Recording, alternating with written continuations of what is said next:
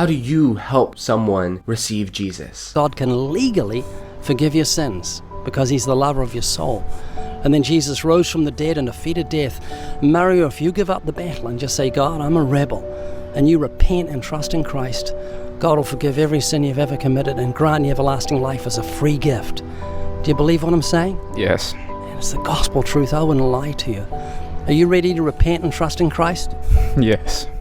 That's what we're going to be talking about today. I've personally felt before, as I've been sharing the gospel, what if he's like, I do believe the gospel? Then what? Get it together. How does one accept Christ? Great question. I prepared a material a couple weeks ago for an apologetics group that I study with. Then the following week, God actually made a way. One of my friends, who I've been off and on sharing the gospel with for the last couple of years, said he was ready to receive the Lord. And so we actually got a chance to use this, what I'm about to share with you. So God, in his providence, is working all these things together for good. Now, I want to give that to you. I'm just going to start by giving you a cheat sheet so that if you don't have time to watch this whole video, you can screenshot that and always have it on hand. Yes, I'm killing my watch time, but I don't care. It's okay. Screenshot that, but we are going to explain it. So if you do have time to watch this whole video, let's go ahead and start. So if your friend says, I think it's true, I want to follow God, then what do? I would encourage you to ask them, would you like to pray about it? In fact, we could pray together. And if they say yes, then you could invite them to read some Bible verses together first. Could we read a few Bible verses first and then let's pray? And they'll probably say yes because their hearts are very open to the Lord right now. Then you can take them to a few key verses which will give them a summary and make sure they understand the heart of the gospel. So our first verse is Romans 3:23. For all have sinned and fall short of the glory of God. Now, as I mentioned in my last video, it's important not to use too much Christianese. It's important to use words that they'll understand. So consider asking them questions or talking through the passage. Maybe ask, what did you understand from that verse? Right? It's okay to have a little bit more open-ended questions at this stage because they are ready to receive Jesus. What do I mean by this stage? In the last video, I was talking about how to help seekers when they're just not ready yet, right? Not ready to follow Jesus. How do you help them know more about Jesus? By not using Christianese, maybe having dialogue, asking them sort of pointed questions. Well, at this stage, when they're ready to receive Jesus, maybe they already know a little bit more about Jesus. So feel free to ask a little bit more open-ended questions. What did you notice from that verse? For all have sinned and fall short of the glory of God. So what do you understand from that verse? Your friend might say something like, everyone has done sin. And then you can explain how that separates us from God. Then feel free to go to any other verses that the Holy Spirit brings to mind. I'll just list out a few for you. John 3. I like to read 16 through 18 because it says a little bit more about the gospel. For God so loved the world that he gave his only Son, that whoever believes in him should not perish, but have eternal life. For God did not send his Son into the world to condemn the world, but in order that the world might be saved through him. Whoever believes in him is not condemned, but whoever does not believe is condemned already, because he has not believed in the name of the only Son of God. Ask questions about it. Maybe you can even ask him to read the verses sometimes, and you read some of them, and then you can feel free to explain. Verse 18 points out whoever does not believe is condemned already. They're already under some kind of judgment for their sin. Then you can explain, like, anytime we sin, we deserve punishment. And so we are already headed for that punishment. But what Jesus did, verse 17, God didn't come into the world to say, you're condemned, you're getting your punishment, go. No, he said he came in order that the world might be saved through him, through Jesus. And verse 16, the famous verse, this is God's love for the world. It wasn't just that he gave his Son to say, you're not going to be punished, you're going to be saved. If you trust me, you're going to be saved. It is that, but it's also more than that. What does it mean that he gave his Son? To show them a little bit more of this, and to get into some apologetics, you could read Isaiah 53, verses 5 through 6. These verses were written 600 years before Jesus was even born. He came to save us, but here's how he did it. Verse 5. But he was pierced for our transgressions. He was crushed for our iniquities. Upon him was the chastisement that brought us peace, and with his wounds we are healed. We all like sheep have gone astray. We have turned everyone to his own way, and the Lord has laid on him the iniquity of us all. Ask the new believer or the seeker what they are understanding from this. Okay, he was punished instead of me. I was like a sheep that went astray. I was in danger, but God put on him the punishment that I deserved. And they may understand that much. You may have to explain it to them a little bit. But if they can get a grip of this, wow, it's very transformative. And then you can take them to the final verse, which leads right into the prayer time. Romans 10, 9 through 10.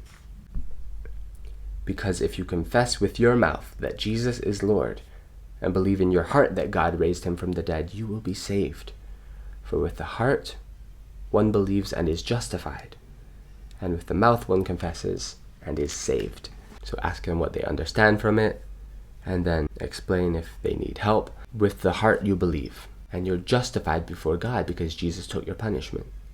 And then if you confess with your mouth, yeah, Jesus is Lord. Jesus is the King. I want to follow him with my life.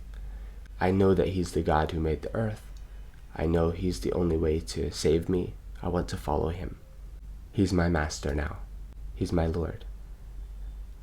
If you confess with your mouth, you'll be saved. Are you ready to do that? Then you can lead them into this exciting moment of prayer. What specifically should they pray? Should you say, just invite Jesus into your heart, or Jesus is at the door of your heart knocking? Just, you have to open up. This is Christianese. It's something that they'll be like, that's so abstract. How do I do that? Right? But instead, I encourage you to lay out these principles. Okay, so we just read about the Bible verses. So here are just some key principles that I can pull from those Bible verses that we read. You can even offer to pray a sort of example prayer, and then after you're done praying, the other person pray. Or if they feel so bold, then they can pray. Or you can even give them these 5 points and be like, this is the core of the message of the Bible, to follow Jesus. So if you would like, you could just pray some of these things in any way that you understand it. So we have several options, but here's what I did last week with my friend. I basically prayed an example prayer, and then afterwards said, okay, now you can pray. And he prayed. So here's kind of what that looked like. And I'm also doing this now as an example for you. Okay, so here goes. Dear Lord, thank you so much for your testimonies, Lord. You have brought me to where I am today. You have pieced my life together and put other people in my life to show me who you are. Thank you so much. Thank you for your words, which show us about Jesus and show us what you did for us. Dear Lord, everything I'm about to pray, you know I already believe, but this is sort of a reaffirmation of those things and an example to my seeking friend. So please lead me as I pray. Dear Jesus, I trust you and your death as taking the punishment for my sins. Thank you, Lord. You suffered so much for me. Please forgive me of my sins. Please give me new life. Lord, I do trust that you rose from the dead and that you will one day rise me from the dead. I now know I have eternal life and a new relationship with God. Jesus, please lead my life. I desire to follow you. In Jesus' name, amen.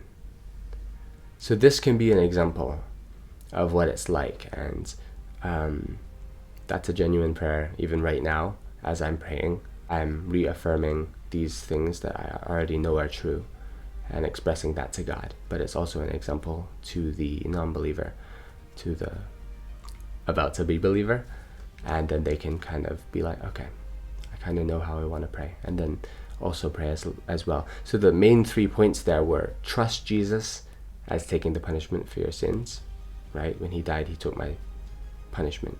Second, ask him to forgive you. And in that same breath, you can express to God, He rose from the dead. I believe it. I will one day rise from the dead. I believe Jesus' promise. I now have eternal life and a relationship with God. I can pray to him. I can hear from his word. I believe it. Thirdly, ask Jesus to lead your life, to be your Lord, right? And express your desire to follow him. These are the main 3 key points. The next thing that you can consider about, we'll go a little bit deep on this for a second. Consider laying your hands on them and praying for them to be full of the Spirit. The early Acts church did this. They laid their hands and the Holy Spirit came upon people with power. I do believe that the Bible is clear that people who trust Jesus are filled with the Holy Spirit right then and there. They have the Holy Spirit indwelling them. That's the technical term. And they're sealed with the Spirit till the day of redemption, right? All who believe. But there's this other thing of laying hands on someone and them being filled with the Spirit. Okay, John Piper has a really good video on this, which I'll link below. And there's also another video by Mike Winger about the roles of the Holy Spirit. If you want to understand deeply about the Holy Spirit, I highly recommend that. Okay, but consider laying your hands on the person and asking God, fill him with the Holy Spirit now. Transform his life, make his life powerful in effective service for you, and give him spiritual gifts. We don't know exactly what this would look like, if God would give them tongues or if he wouldn't. He would give them other spiritual gifts or spiritual fruit. But this is something you can consider doing, consider praying, okay? I don't see any command that we must always pray like this. I also see that it's in the Bible, so consider it. All right, point 5, celebration! Woo! You can share with your friend. Did you know that the Bible says when one sinner repents, when someone follows God, angels in heaven rejoice? You can celebrate with them. You can give them a hug. You can celebrate with your church, with your friends, and come together. Did you know there's this one tradition, and I don't know if this is a true story or not, but I saw it in a Christian movie based on a true story. There is this small town. Joey! It's a tradition. What does it mean? I'm not sure right now is the right time, but this is a big deal. And any time that someone trusts Jesus and follows him, asks him to forgive them, then they go over to this bell hanging from a tree. It's sort of a large bell. And this is sort of a public declaration. Everyone knows what it means. Anyone who decides to follow Jesus would ring this bell. And then they do it. Ding, ding, ding, ding. It's sort of fun. And it doesn't feel like a lot of pressure, but it's just a public declaration of the belief that you now have. So the tradition of the bell is what? It's accepting God? It's about accepting that God has accepted you. Sort of like a mini baptism. Now this doesn't replace baptism, that's coming soon, right? You can even baptize from the moment that someone believes, or you can take them through a course first to help them understand it. In fact, the next video, we're actually going to be talking about that. I hope that will be a useful resource for you. I know sometimes I've felt like, well, I'm sharing the gospel with this person now, but if they become ready to believe, what will I do? And that's why we have this video today. But I've also thought about what parts of the Bible should I take them through first? Should I meet with them regularly? Do I have time for that? What do I do, right? What about baptism? We'll be covering all that in the next video, so subscribe if you would like to benefit from that. To finish off this video, I'd like to share one more example of a way that you could explain the gospel to, say you're doing missionary work and you're going to a people who have never heard of Jesus before. How do you share with them? Well, there was this one amazing story, it's a true story, of a man named Bruce. And the people where he was preaching actually renamed him Bridgeco. They were native Colombians, Indians as they were called. And this man went to them and he realized he didn't have a way to articulate trust in Jesus for the forgiveness of your sins, trust in Jesus for eternal life. He didn't have a way to articulate that to them because they didn't have the same concepts that we have. So he came up with something that was very close to them. Have you heard of this concept of meeting someone where they're at? I think Jesus met me where I was at in my own unbelief and taking me to belief, but that's a story for another time. The woman at the well, she was talking about water, she was talking about her husbands. Jesus used that to spring into eternal life.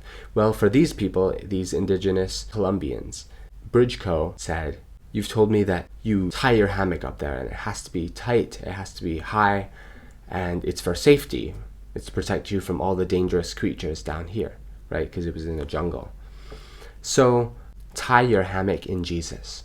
He will protect you, he will keep you safe. He is your life. Here's what Bruce did.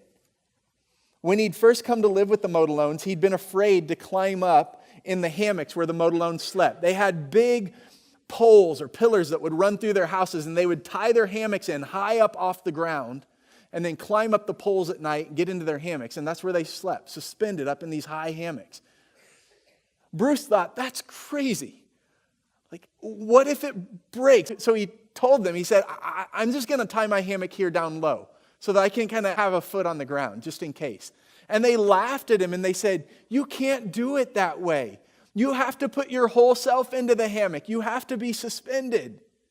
And that's how he translated believe, trust in Jesus. You tie your hammock strings into Jesus and be suspended in God. There are parables that you can make that explain Bible truth. In fact, hopefully in this channel, I'm explaining Bible truth in a way that is a little bit more broken down and easy to understand without changing it. That's the goal of this channel, and that's the goal when you're explaining the gospel to someone who wouldn't understand it in classic terms. Don't change the message, but explain the message. All right? So I hope that this video was helpful for you. Let's review. When someone's ready to follow Jesus, you can invite them to pray and ask them if they'd like to read a few Bible verses with you first. Then take them through those Bible verses and then cover these 3 key points in prayer. Invite them to pray. You can even pray yourself first.